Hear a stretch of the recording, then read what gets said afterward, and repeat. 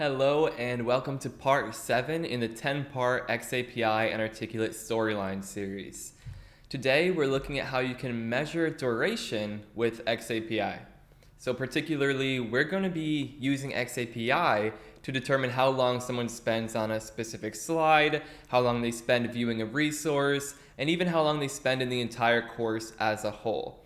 So this is one of my favorite tutorials in this entire series just because of how rich that duration data can be. I mean, when you see how long someone is spending on a slide, and when you compare average slide or question times, you can really get a good idea of where people are getting tripped up in your course, and it can give you really good insights on how to improve the user experience. So with that being said, let's go ahead and dive right in. So there are a few things you'll want to have open here. I think everyone should go ahead and open this web page right now. This is the text-based companion tutorial for this video, and there is some code that we'll be copying from here. So I'll paste this link big on the screen, but you want to go to devlinpeck.com/tutorials/measure-duration-xAPI-storyline. And that's going to bring you to this long text tutorial. You'll be able to use this as a reference throughout. Now you'll also want to open the storyline file that we've been working on through the previous videos. And if you want to follow along, you'll also want to open up this xAPI-statement.js file, which we've been building this whole time. So go ahead and pause the video now if you need to, but we're going to get started in the xAPI statement file. So the first thing we'll do is we're going to add a couple of global variables because we want to add the timer functionality itself. So I'm just going to do a couple of line breaks right before we define our send statement function. And I'm going to use the var keyword to define some global variables. So I'm going to set up a course seconds variable and a slide seconds variable. So notice I set them both equal to 0. And this is because when the user starts the course, the timer is going to be at 0 because they haven't spent any time in the course yet. And what we want to do is we want to add some functionality so that every second the user spends in the course, this variable goes up by 1. And similarly, every second someone spends on a slide, the slide seconds variable goes up by 1. So we want these numbers to increment every single second as long as those timers are active. Because maybe we want to pause the course timer for some reason or pause the slide timer for some reason.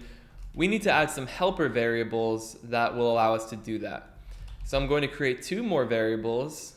Is course timer active? And we'll set it to false by default.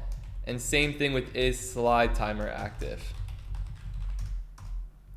So the reason we created these helper variables is so, later on we're going to add some logic so that whenever these variables are false, nothing gets added to the slide seconds or course seconds variables. But when these variables are true, we want 1 to get added to these variables every second. So that's the next piece of this. We need to use something called an interval, which is a JavaScript method that lets you execute a bit of code every predetermined amount of time. So it's a way to increment a function every X number of milliseconds. That's a good way to think about it. And here's how it looks. So we're going to use a method called window.setInterval. Okay. So it's just like a function, just like our send statement function. It takes some arguments. So the first argument is the function itself. So I'm just going to put a placeholder right there. And the second argument is the number of milliseconds that we should be executing this code. So I'm going to put 1,000 because 1,000 milliseconds makes 1 second. We're going to want to add some code here that adds 1 to these variables every second as long as their associated, is timer active variables are set to true. So right now this function right here is just a placeholder. We're going to use something called an anonymous function. So you do that by doing an open and closed parenthesis, an equal sign, and a right-facing angular bracket, and then an opening and closing curly bracket. And then I'm going to do a line break between that opening and closing curly bracket because we're going to put all of our code between these curly brackets. Just like here in this function, we have all of our code between these curly brackets, and this one all the way down here. It's the same thing up here. It's just a shorthand way to create a function without having to type out function and give it a name like we did here. So again, that's opening and closing parenthesis, equal sign, and this angular bracket, and then an opening and closing curly brackets. So once we have that anonymous function set up, we need to use our conditional logic. So we're going to use an if statement. So we're going to say if is course timer active is completely equal to true. And notice we'd use 3 equal signs here. This is the strictest form of equality in JavaScript. And that's fine because this variable right here will only be true or false. So if that is course timer active is equal to true, we're going to do a curly brackets. And what's between these curly brackets will only execute when this logic executes to true. Then we want to do course seconds is equal to course seconds plus 1. And there's a shorthand way to do this too. Instead of having to type out the variable twice, we can just get rid of this course seconds plus, and we can add in a plus sign right to the left of the equal sign. So there we go. So with this code right now, what it will do is every 1,000 milliseconds, which is 1 second, it will check this is course timer active variable, and if it's equal to true, it will add 1 to whatever the course seconds variable currently is. So that's perfect. We just need to do the same thing now with the is slide timer active function. And I noticed I had a typo here. Make sure this is properly camel case. The very first letter should be lowercase, and then slide, the S in slide, the T in timer, and the A in active should be capitalized. Capitalization is important because if you spell it differently here than you did up here, it's not going to be checking that variable.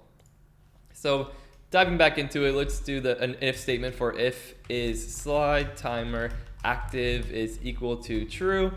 Then we want to do slide seconds plus equals 1.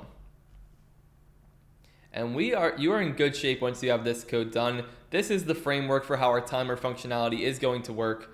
We have this course seconds and slide seconds variable, and they're getting incremented every 1 second as long as these associated variables are true. And we're going to look at how to change those next. So pause the video if you need to. Go ahead and get caught up to this point, and then we're moving on. All right, so now we're going to set up an object that will let us very easily turn these timers on and off from Storyline. So watch what I'm going to do here. I'm going to create a new object called manage timer, and we'll add these curly brackets to, that's how we create a JSON object. And the first key we're going to add to this object is called course, and that's going to hold an object as well. Okay, so in our course object, we're going to want a command to start the course timer. We'll want a command to stop the course timer, and we will want a command to reset the course timer. Notice I just left these areas blank, but I added a comma afterwards because we will need a comma to separate these different key value pairs. And the reason I separated it I added a course object is because I'm going to do the same thing with the slide object. So I'm going to add an option to start, stop, and reset the slide timer. Okay, so you might be wondering, what code do we use to start, stop, and reset this timer? Well, let's see. We're going to use anonymous functions because now instead of calling a function, what we can do is we can just execute our code from Storyline like this. I'll show you. Manage timer.course.start. We want it so that when we execute this code from Storyline, just like this in an execute JavaScript trigger, it will execute whatever code is right here, which is effectively going to start our course timer. So I'm just going to delete that. That was just a quick preview of what's to come. So set up another anonymous function here as the value for this course start key. It will be an open and closing parenthesis, an equal sign, a greater than sign, and then an opening and closing curly bracket. The comma afterwards is just to separate it from the next item in the list. So inside these curly brackets, we're going to execute some code. We're going to set isCourseTimerActive equal to true. And notice we just use one equal sign here because that's how we assign value in JavaScript. If we're using 2 or 3 equal signs, we are measuring equality. So don't get confused with what we did up here with what we're doing with this anonymous function. So now when we execute managetimer.course.start, it's changing isCourseTimerActive to true. And that's exactly what we wanted to do. So we'll do the same thing now. I can actually just copy this code right here. I'm going to paste it in stop. And instead of changing isCourseTimerActive to true, we're going to change it to false. And same thing, or reset is slightly different. We do need to set up the anonymous function, but what we're going to do is we're going to set course seconds equal to 0. Because remember, this course seconds variable up here, that's what's holding the time for how long someone's spending in the course. If we want to reset that timer, then all we do is set that variable back down to 0 where it started. And we can go ahead and duplicate this. I'll go ahead and type it out just so you can see what I'm doing again. Instead of setting isCourseTimerActive for this one, we're setting isSlideTimerActive is equal to true for slide.start. And just the inverse for slide.stop. We're setting isSlideTimerActive equal to false. And finally, for reset, we're setting slide seconds equal to 0.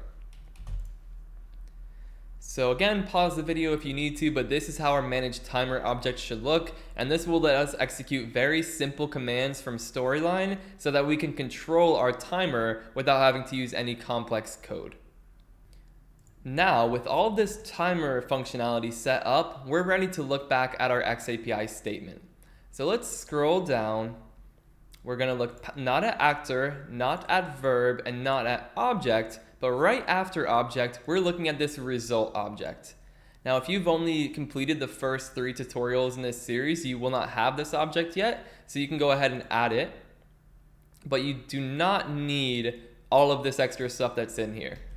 If you don't have the object already, it's okay if it looks just like this. Add a comma after the object, result with a colon, and then an opening and closing curly bracket. Now, if you have been following along with all of the other tutorials, you will have all of this extra stuff here. That's not important. Let's just do a line break. We're going to create a new property called duration, and then I'll just leave a blank placeholder and add a comma to separate it from what comes next. If you don't have anything else in this result object, you don't need this comma. So the duration property is a child of this result object, but we can't just pass it a raw number of seconds, which is what our seconds variables are holding. So say you spend 5 minutes in our course, all we know of that is that this course seconds variable will be equal to 300. So xAPI does not take just a raw number as the value here for duration. It takes a very specific format. And I think that's ISO 8601. It's like an internationally recognized format for times and, in this case, durations. So what that will look like is it will be a string. It starts with PT, which stands for period of time. At least that's a good way to think about it. So period of time, 30 seconds. Okay, so you notice how I did that? And now say, look at this, period of time, 3 hours, 22 minutes, 30 seconds. So you put the number followed by the first letter of the unit of time. So period of time, 3, and then an H for hours, 22, and then an M for minutes, 30, and then an S for seconds. I don't want you to have to, basically, we need a function to go ahead and convert our raw number of seconds into an ISO 8601 format. And rather than walking you through how to execute or write that function from scratch, I think it would be easiest if you just went ahead and copied it from my measure duration xAPI text tutorial. So I have it right here. I think you can just, if you're at the top, we will just do Control F and then convert to ISO.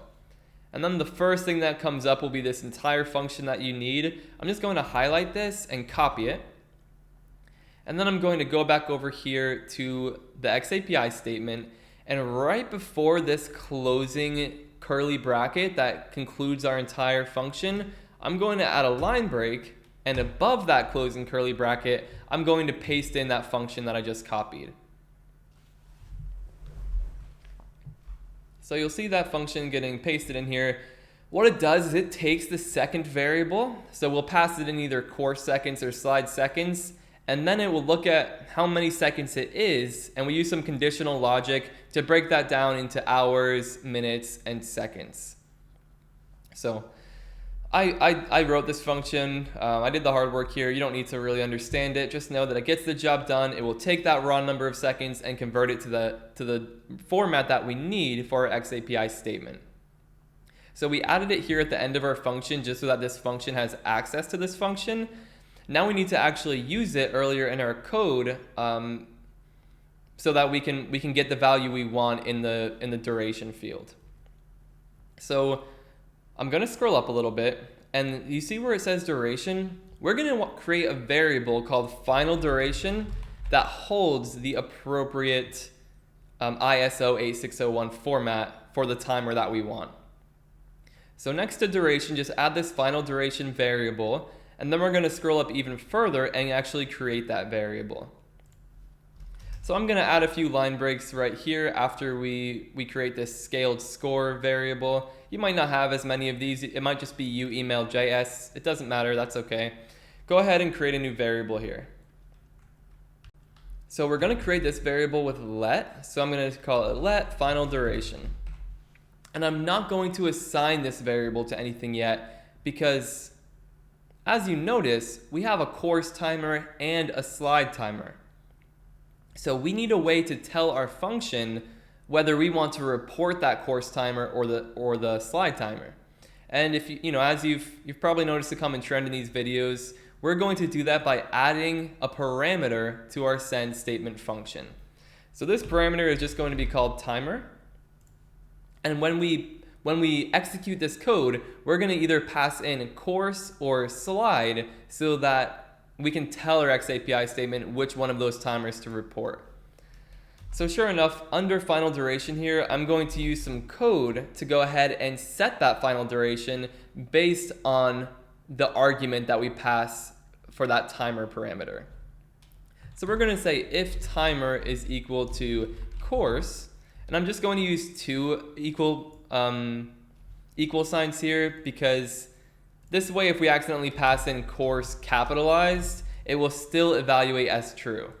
So 2 equal signs is not case sensitive, 3 equal signs is case sensitive.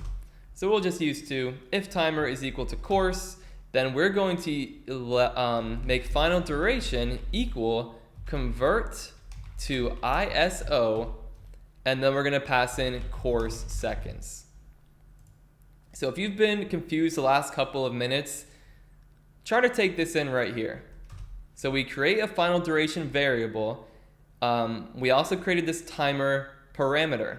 When we execute the code and we pass course into this function, the final duration will now be set to the number of course seconds after it's been run through this convert to ISO function that I gave you the code for. So it's going to take that number of seconds, it's going to put it into that special format that I showed you, like PT22S, and we're passing the course seconds for that whenever we pass in the course argument.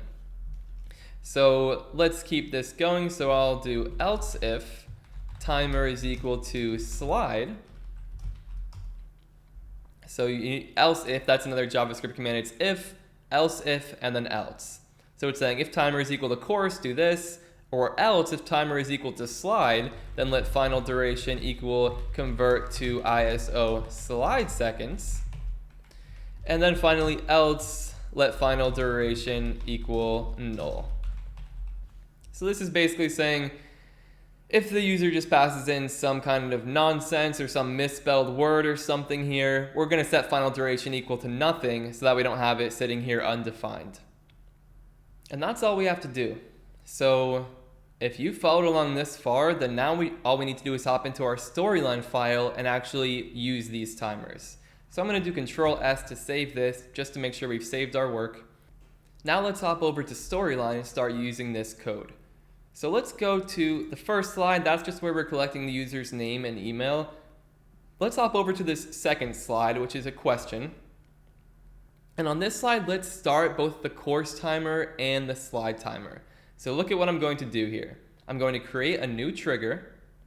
The action will be to execute JavaScript, and it will be when the timeline starts. So click on this where it says JavaScript right here to actually enter our code. And here's all we have to do. Manage timer.course.start, opening and closing parentheses. And same thing, manage timer.slide.start. And that's all we have to do. So as soon as the user hits this page and this code executes, the course timer is going to start going up by 1, and the slide timer is going to start going up by 1. So that's perfect. I'm going to press OK. We'll do the same thing on the, we'll also add the timer code on this question 2 slide. So I went to the next slide.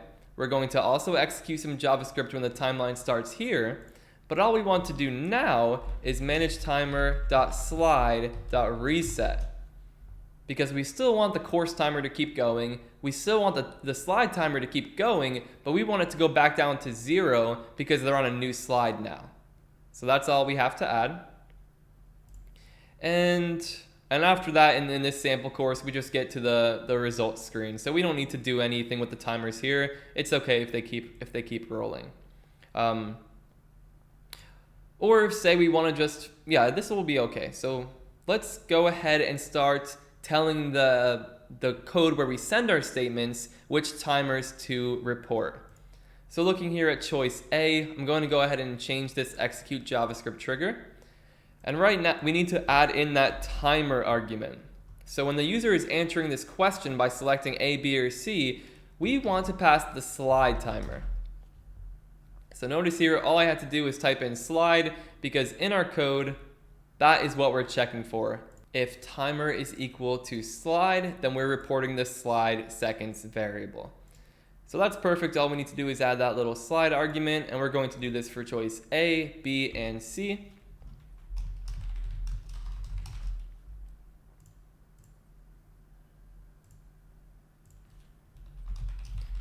And we'll have to do the same thing for the A, B, and C on question 2. And like you'll notice in the next step, whenever we get to, if we typed in course here, then it would be recording the amount of time they spent in the entire course. So it's really easy to pick which timer to include with the xAPI statement. And let's look at that step now. So we're sending a statement whenever the user passes the course. So we will just go ahead and add course as the argument we want to pass for that timer parameter. And same thing with this fail JavaScript. We want to add course. So we'll press OK, and we are in good shape now. This code should be ready to execute. So let's go ahead and publish the course. So I'll publish it as measure duration. And you've seen me do this quite a few times now if you've been following along with these videos. So I'm going to go through this part quickly. We just go ahead and press open. We right click the story.html file and open it with code. Let's look at this xAPI statement.js file. We'll save it in its original place, and then I'll do save as. We'll go to desktop, and we'll go to this new storyline output I just published and save it here. I'm going to navigate to a project from the last video. I'm going to copy this xAPI wrapper file, and I'm going to open the story.html file with code. I'm going to paste in that wrapper file right here in the new output folder. I'm going to scroll to the bottom of the old story file. I'm going to copy these script tags, which are right above the closing body tag, and then I'm going to find that closing body tag in the new story.html file and paste in these script tags. Make sure I do Control S or File Save. Now we can go ahead and open up this story.html file. So we will go ahead and enter Devlin duration, put in an email address, press submit.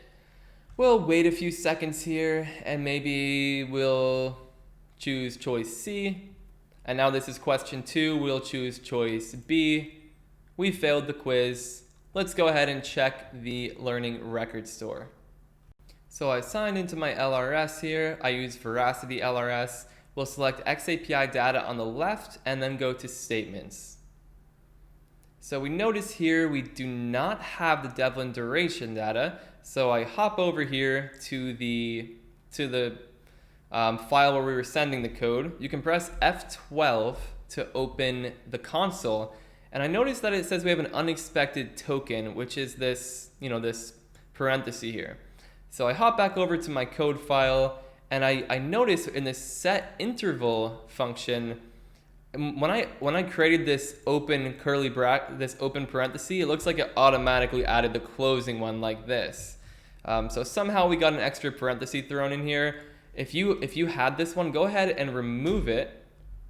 And now this should be good. When I select this one, Visual Studio Code shows me that it's associated with the one that starts the set interval function, which is exactly what we want.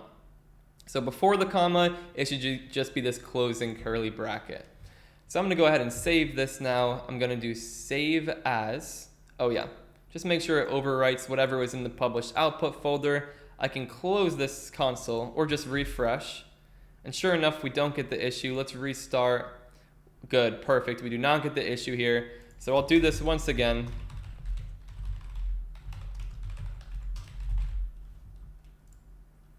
Okay, we'll do choice B and choice B. We failed the quiz. Let's see how we did. So we can see that we answered the questions and failed, but if we scroll down, we see we spent 2 seconds on question number 1, and on question number 2, we spent 1 second. So we did go through that really fast. Sure enough, we failed, and then it gives us the entire course time as 3 seconds. So just like we've seen in some of the other videos, you can configure this statement stream, and we can turn on the duration. I'll go ahead and choose the path. It's in result, duration, add field. And sure enough, we can see that here. I'm going to go ahead and refresh this again, and let's take a little longer this time. So we can count a few seconds, say we're really stumped on this one, we'll go with choice C. And now question 2, we know this one right away, it's choice A, maybe. We passed, oh good, we got them right this time. I totally forgot what the correct answers were. So you can see here on question 1, we spent 6 seconds. On question 2, we spent 3 seconds. And on the entire experience, we spent 10 seconds. Our code is working as desired. So if you've made it this far, good work. This one was really code heavy. Go ahead and use that link I shared at the very beginning of this video if you want a step-by-step text walkthrough. But I do hope this helped. If you're enjoying the videos, please subscribe because there are more coming. And if you want to dive in deeper and attend live and ask questions, go ahead and Google Devlin Peck Crowdcast because we host live xAPI and e-learning sessions every single week. So thank you again for coming, and I will see you in the next video. Bye for now.